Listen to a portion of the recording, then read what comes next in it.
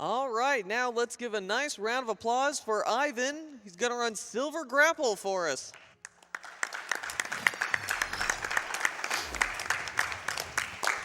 So talented. I don't know if you want to do. Go for it. We'll explain as we go. Okay. Yeah. We're good. All right. Let's do 3, 2, 1, go. Woo! So this is Silver Grapple. It's a cute little platformer grapple game. Walk around, good music, kind of busted. Starts off real slow, but be seeing some goofy flying around. Yeah, I asked Ivan about it yesterday, and he said, is this kind of almost like a Metroidvania-style game in a way? And in a way you go around, you have to collect some sort of power-ups here and there. Well, yeah, I don't know. It kind of, almost the structure of the game doesn't really matter too much, as you'll see up here pretty soon. Now, not a lot of movement options here right now, just kind of walking around. But right up there, we see our little buddy, a grappling hook. Silver Grapple. Oh, the Silver Grapple, of course. That going to make things a little interesting.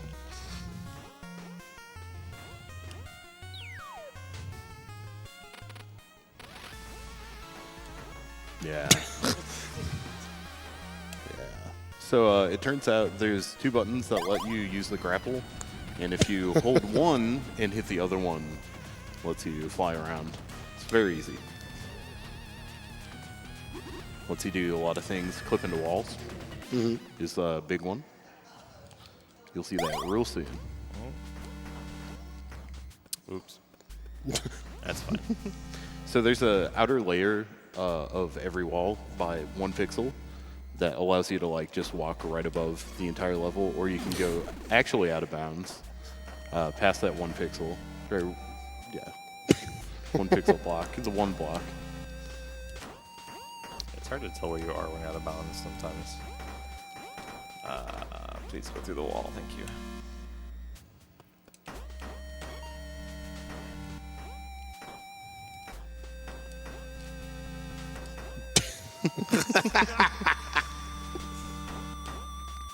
Kind of bust the game wide open.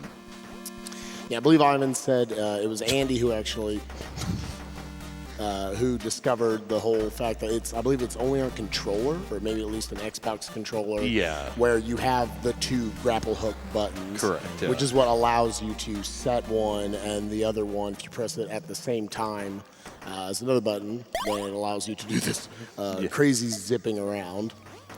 It was actually all by accident. He was trying to show off something else he found. Yeah. And he happened to hit both the buttons at once. As you can see, a very fun platformer here. A lot of cool just momentum conservation you can do, jumping out of each of them to kind of keep your movement going pretty well there for a while.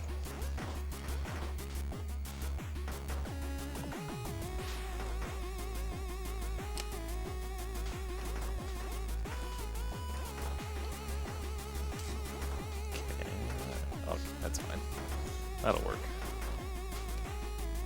And again, as you guys can tell, it's not just you can kind of clip in and out wherever you want. It's actually a lot more precise than you would think. There's some walls that you just can't grapple on, so you just can't clip into it. Just not allowed.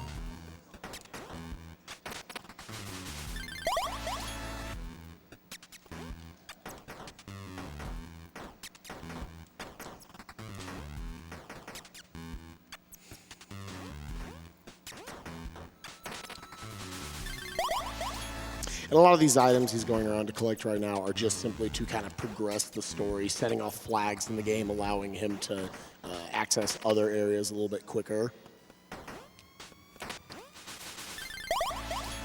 It's all a really big fetch quest in the beginning of this game.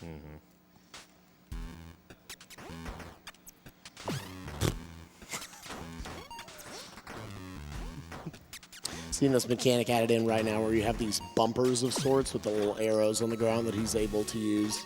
The mechanics for this game look pretty cool, actually. All the little gimmicky areas that they add in as you go. Most of the stuff gets pretty intense. Some of the rooms are definitely real hard. You don't see some of the mechanics in the game with this run, but they're neat.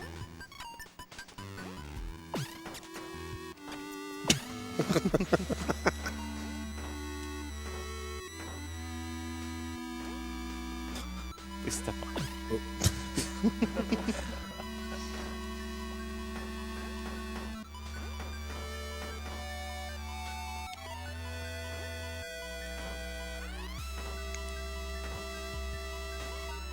Yo, very nice.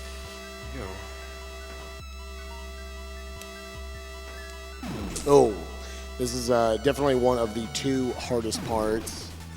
Normally in this game, you're going to pick up a map at one point, but he could kind of be able to make out where he is. Okay. Oh, but second try, very nice.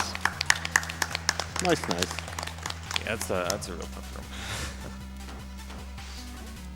Yeah, there's usually a map that you can see on the UI in the bottom right corner to make stuff a little bit easier, but right now he doesn't have much of a visual cue to go off of because just everything's dark in the background, so that makes that particular fling off the grapple extremely difficult. Hey, not where I just go.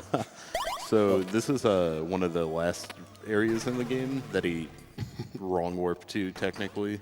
Apparently, if you load a save file at that specific warp point and warp to it in a new game, it just kind of puts you there. Yeah, so he prepped that before this run started, and simple enough, just sets up that little wrong warp.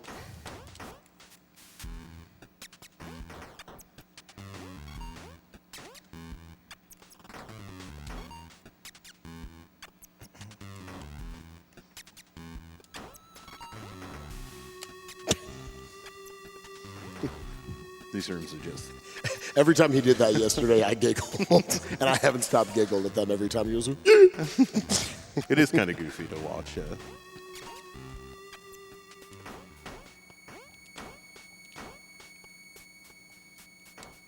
Oops.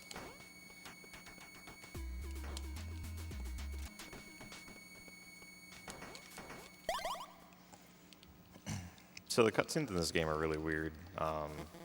They're just triggered by stepping on certain, or like hitting certain areas. So normally to save this next person, you're supposed to go through this whole other area, and then you ride the elevator down with her, but you can just fly straight up and trigger the cutscene like that. It's real handy. skipping out on an entire sequence, having to actually go find them, just go backwards through. Good enough.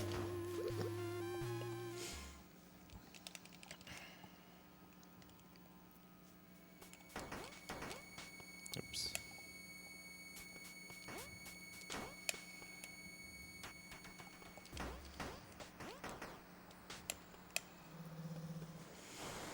And I believe what the game is checking for whenever you do this, these horizontal, almost like zips of sorts across with the grapple hook. Actually, That's the wrong room. It's the next room I want. it's looking for some wall directly across from you that it wants to grapple onto. So as long as you have a wall somewhere, even if it's on the next screen, then you'll be able to do those. It's like a magnet. Mm-hmm.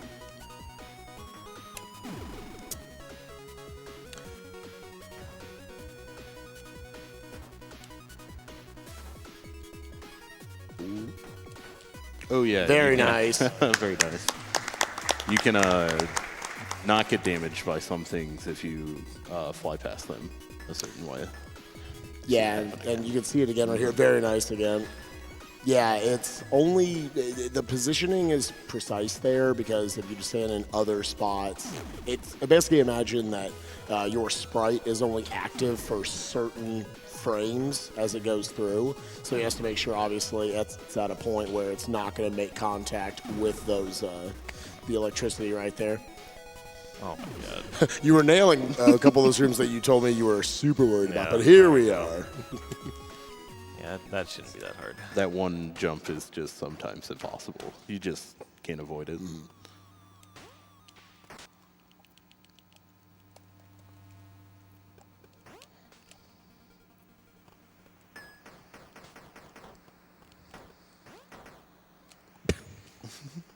Oh, I should say the warp that he did earlier in the game put an item into his inventory that he's going to use going through this area, just to not have to do an entire zone.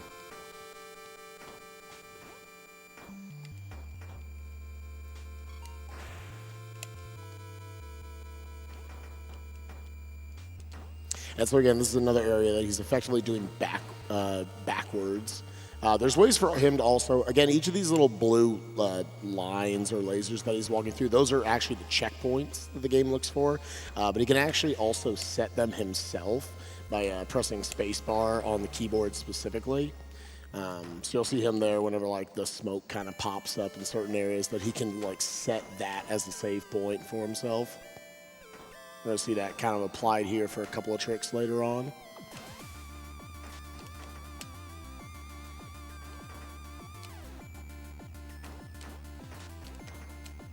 We have a $25 donation from Murray. Hey! Silver Grapple is a great game, and Ivan the Zost Destroyer is my brother from another mother. That's what I'm talking about, fellas. Thanks, Murray. Thanks, Murray. That's right there again. We're seeing the application of that where Ivan actually set a checkpoint back there, and there's nothing for him to really grapple onto to make these rooms go faster. So it's better just to set that checkpoint and then just hit each of the switches and then just zip right back. Yeah, the return belt is super useful when you can use that. Only the keyboard, though. Nope.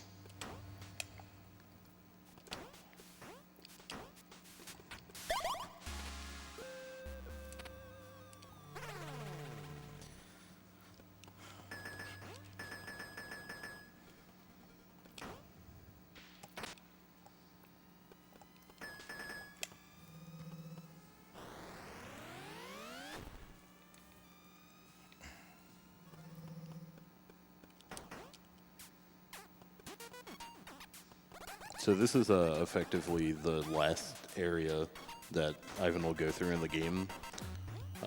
With use of the return belt trick, you can avoid doing a whole lot of the game. Yeah, I believe before the tricks were discovered, this was more like around kind of a 45-minute run. And now it's been reduced to Ivan's PB is about a 14-minute time. Cranked, who found a lot of the setups for clips and stuff like that. He grinded his time down to, I think, 13 or 12-minute time. So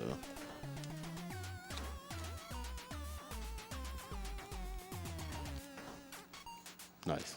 That one gets real weird when we get off cycle.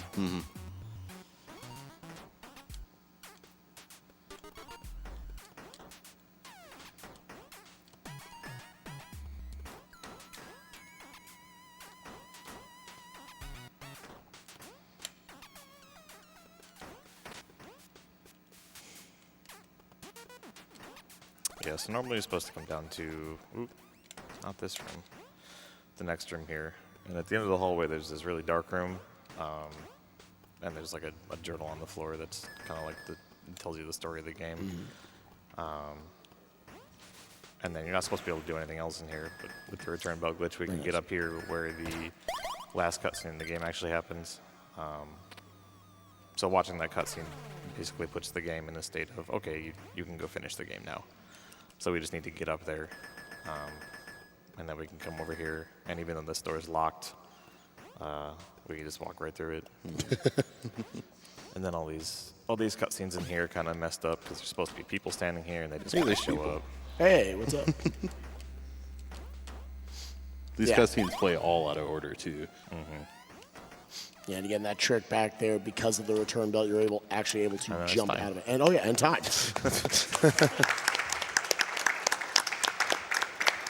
Nice one. Cute little game. Yeah, what was your PB in that again?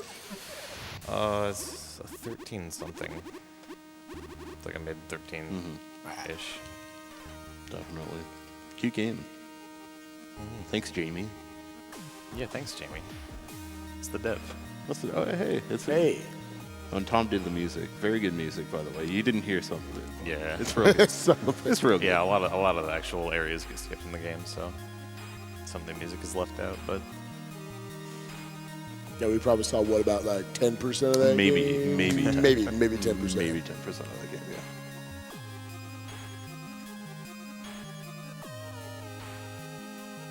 Yeah, I hope you guys enjoyed Silver Grapple.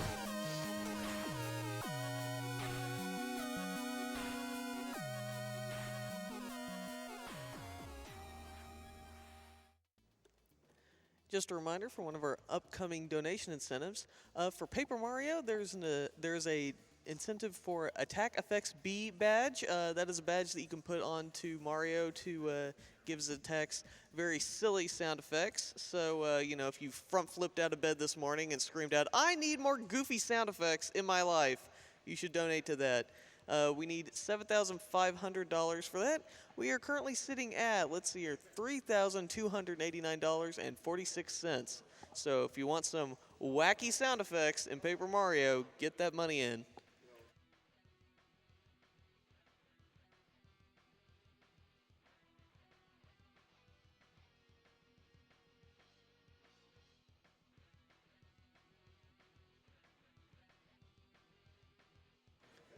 And while we're setting up for our next game, let's have a little fun here, Twitch chat. As you know, anyone who is subscribed to Games Done Quick has a wide variety of emotes to use. One of those is a cute little dragon, and there's little dragon segments, and he's got his mouth open. He's got some fire that he can breathe out. I want the whole chat to make that dragon fight any emote you want. He can try to battle Kappa, you know, Frank or Z. Let's have that dragon just fight everybody, fight the whole world while we're setting up for the next game here.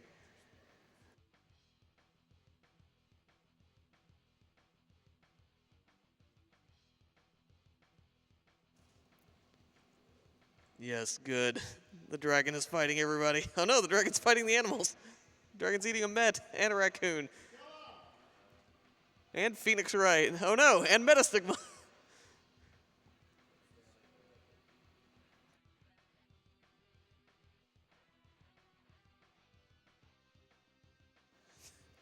and Board. And a dog and Kirby. And the Fry Guy from Paper Mario.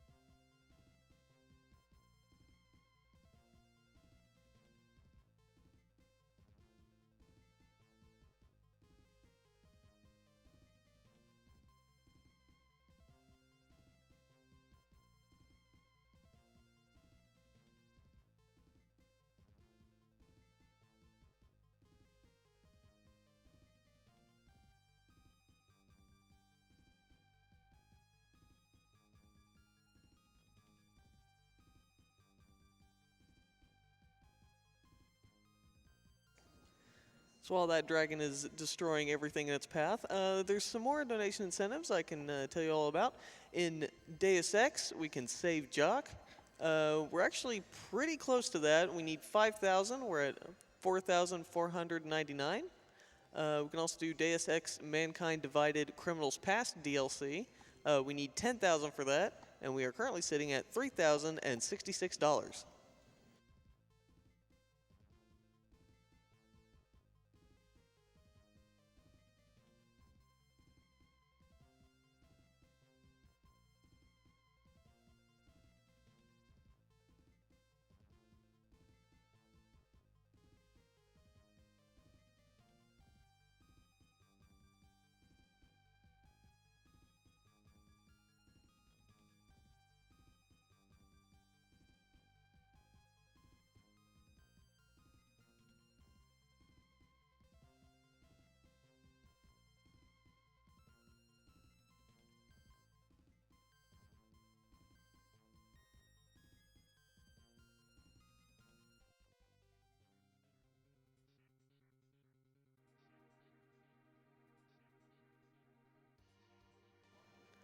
We have a $100 donation from Jamie. They say, hey everyone, just wanted to say how excited I am to see Silver Grapple run at a GDQ. Thanks so much to Ivan and the speedrun community.